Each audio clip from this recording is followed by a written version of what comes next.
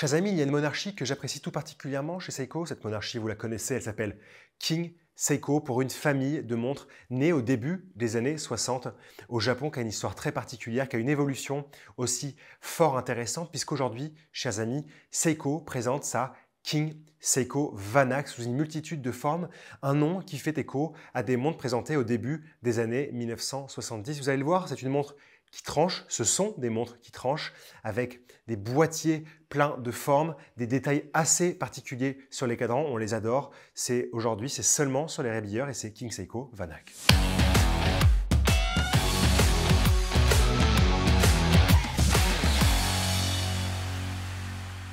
Quand l'idée germe chez Seiko, dans les années 50, de penser à présenter des montres plus haut de gamme, même si les Seiko étaient déjà évidemment de très bonne facture, on voulait aller chercher des détails un peu plus subtils, on voulait aller un peu taquiner la Suisse. Vous avez les deux sites de production, vous savez, je vous en parle souvent dans les vidéos Grand Seiko, les deux sites de production un peu rivaux que sont Suwa Seikosha et Daini Seikosha, qui vont proposer deux approches légèrement différentes, mais dans la même veine de ce qu'est le haut de gamme chez Seiko. En 1950, c'est le nom Grand qui est apposé avant le nom Seiko. Donc on va voir l'apparition des montres Grand Seiko dans cette idée de montre haut de gamme. Et chez Daini Seikosha, en 1961, c'est King, le mot qui va aller avant Seiko. Donc King Seiko qui va être présenté comme la montre haut de gamme. Donc d'un côté, Daini Seikosha, King Seiko, Suwa Seikosha, Grand Seiko. Vous le savez, ces deux sites de production japonais, ils sont rivaux, mais c'est une rivalité plutôt saine au sein de la même entreprise qui permet comme ça de présenter des produits qui sont toujours aussi bien les uns que les autres.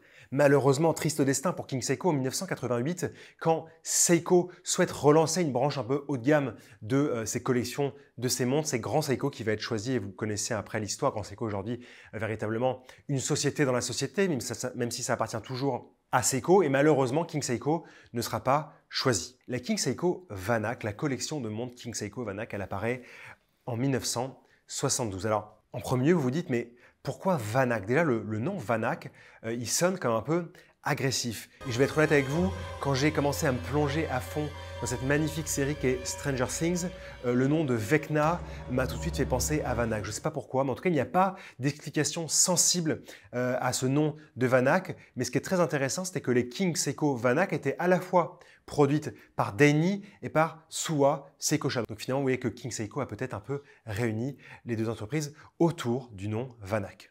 Franchement, et je vais vous mettre des images d'archives sur l'écran, Vanac dans les années 70, c'est juste formidable. Vous avez des designs de boîtiers qui sont un peu fous, qui sont très anguleux. Vous avez des verres biseautés, on a l'impression d'avoir des petits joyaux au poignet. Et en même temps, derrière, Seiko nous déchirait avec des cadrans de toutes les couleurs, des cadrans verts, des cadrans bleus, avec des déclinaisons de bleu, des déclinaisons de vert, plus ou moins foncés, fumés, vous les appelez comme vous voulez. Et mention spéciale pour la typographie qu'on trouvait souvent Vanac sur le cadran.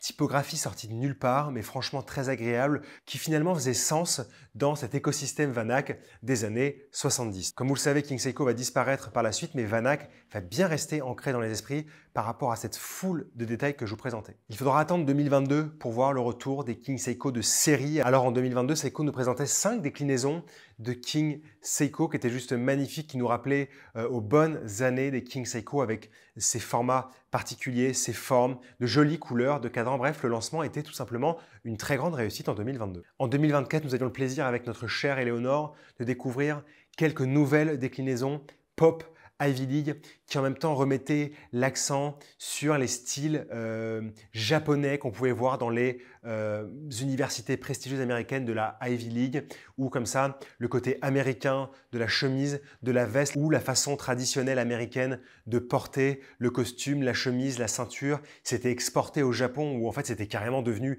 quelque chose qui était proche de l'apparat des gangsters, et donc du coup qui était vraiment mis au banc par l'État japonais. Mais en tout cas, c'est quelque chose qui a marqué les esprits au Japon, et c'était un peu ça que Seiko a voulu mettre en exergue. Seiko a voulu rendre hommage à ce style américano-japonais des années 70 avec ces King Seiko Pop Ivy League. Ça, c'était en 2024.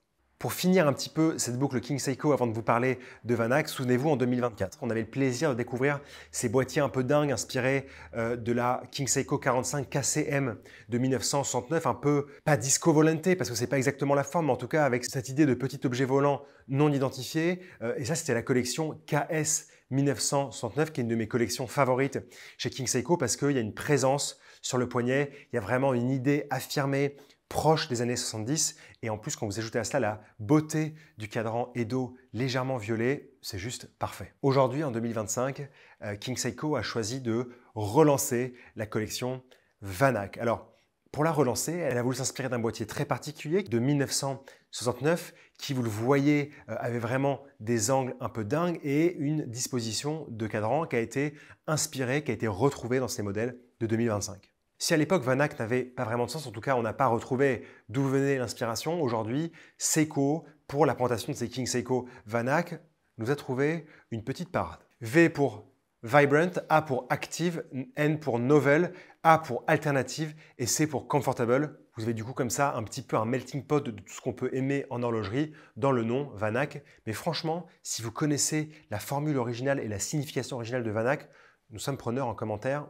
Et ce serait exceptionnel. Chers amis, alors que King Seiko Vanak était un statement dans les années 70, on peut le dire sans hésiter une seconde, King Seiko Vanak est un statement en 2025 puisque la montre a vraiment du caractère, de la forme, du poids, des proportions. Bref, c'est une montre qui a une très forte identité. Ce qui marque tout d'abord, c'est la beauté, l'angularité de ce boîtier de 41 mm de diamètre pour un peu plus de 14 mm d'épaisseur. Quand je vous dis que c'est un statement, la montre a vraiment de la forme, la montre a vraiment du poids, la montre est vraiment présente sur le poignet. Vous avez une alternance de brossé et de poli qui va se voir sur ce chanfrein qui court tout le long de la montre. Chanfrein quand même de très belle taille, chanfrein qui s'ouvre en arrivant vers les cornes. Vous avez des angles, vous avez des arêtes qui sont presque tranchantes, saillantes. Vraiment, le boîtier de la King Seiko, c'est sa signature première.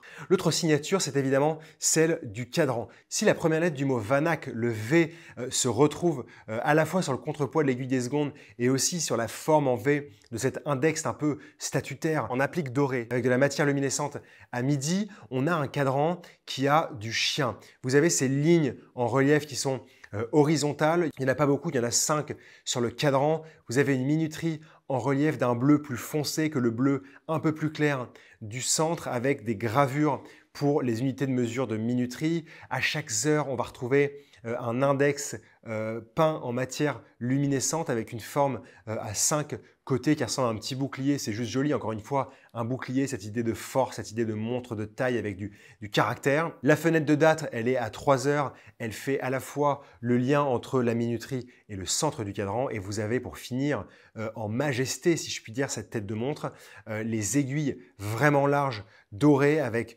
un trait peint noir et beaucoup de matière luminescente à la fois sur les heures, mais également sur les minutes. Donc voilà, comme je vous le disais, vraiment, la King Seiko Vanak, elle est là pour taper du poing sur la table, mais ce n'est pas tout. En plus de ce boîtier de 41 mm de diamètre, en plus de ce cadran sur le modèle que nous avons pris en vidéo avec Valentin, avec des couleurs, du doré un peu partout, vous avez un bracelet 3 maillons qui surprend par sa largeur. En fait, on dirait un ruban en acier qui est évidemment très large mais qui chute tout de même de manière fort sympathique jusqu'à la boucle. Et nous ne sommes pas au bout de nos surprises. En effet, en 2022, lorsque Seiko présentait à nouveau sa King Seiko, nous étions privés de fond saphir transparent pour observer la danse de la masse oscillante et la danse du balancier. Il n'y a en général que 2 danses un peu sympathiques. Le reste, ce sont des danses très très lentes. Ici, nous avons vu sur le très bon calibre 8L 45 de chez Seiko, 72 heures de réserve de marche et une précision annoncée de -5 plus 10 secondes par jour. Donc on n'est vraiment pas loin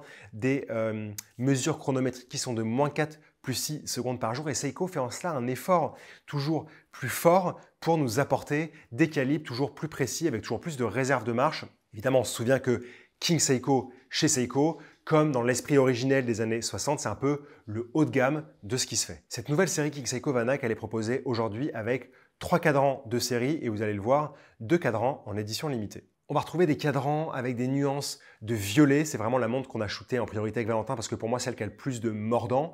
Une montre avec un cadran plutôt aux nuances bleu marine et un cadran aux nuances d'argent. Et alors, la petite histoire derrière tout ça, ça s'inspirerait de moments distincts de l'horizon tokyoïde. Toujours, quand on parle de montre japonaise, il y a un petit peu de poésie qui se dessine. Le crépuscule du soir, le cœur de la nuit ou le lever du soleil. On a le plaisir également de retrouver une édition limitée avec cette fois le thème du lever du soleil sur Tokyo. On va vraiment avoir un cadran mordoré de toute beauté. On va avoir une teinte dorée qui va se retrouver sur les lettrages du cadran ainsi que sur le logo King Seiko qui a été gravé sur le fond de boîte. 700 exemplaires à noter pour cette pièce qui est disponible déjà depuis juillet 2025. L'autre édition est celle qui me plaît énormément. C'est l'édition qui est exclusive aux boutiques Seiko et qui arbore une teinte bleu glacier qui évoque toujours le paysage de Tokyo, cette fois sous un ciel bleu éclatant par une belle journée ensoleillée. Comme dit Seiko, j'ai envie de rajouter à cela un petit peu de glace, un petit peu d'hiver, un petit peu de mont Fuji enneigé, mais ça c'est ma petite poésie personnelle. Peu importe que ce soit le modèle avec ses reflets violets ou les montres édition limitée, on est au même prix de 3 400 €, un prix j'en conviens qui est important. Mais encore une fois, King Seiko chez Seiko, c'est vraiment le haut de gamme de la marque. Il y a quand même beaucoup de détails assez fous sur ce boîtier avec de larges parties polies, de larges parties brossées. Les détails du cadran à plusieurs étages sont juste fantastique. On a un bracelet qui vient compléter ça à merveille. Et à l'intérieur, on a le joli calibre Seiko avec cette dérive journalière de -5 plus 10 secondes qui, en fait, encore une fois, dans les faits, quand on le met sur le chrono comparateur, se rapproche très dangereusement, voire bat un chronomètre. Mais encore une fois, ce n'est pas écrit. Seiko n'a pas payé pour ça. Seiko n'a ses propres laboratoires de tests. Mais en tout cas, la montre est vraiment réussie. La montre est pleine de détails et le prix est à la fois logique sur ce genre de pièces aujourd'hui. Tout ça pour vous dire que Vanak m'a touché en plein cœur, mais Vanak ne sera pas pour tous les poignets et tous les esprits, comme je vous le disais, et on retrouve cet esprit des années 70. On a vraiment une montre qui a beaucoup, voire énormément de caractère, à la fois dans la forme du boîtier, la forme du bracelet, les détails du cadran, les couleurs du cadran, les proportions de la montre qui, même si les cornes sont courtes, tient très bien sur le poignet, mais qui est quand même une belle pièce d'horlogerie. Encore une fois, King Seiko Vanak, c'est un statement.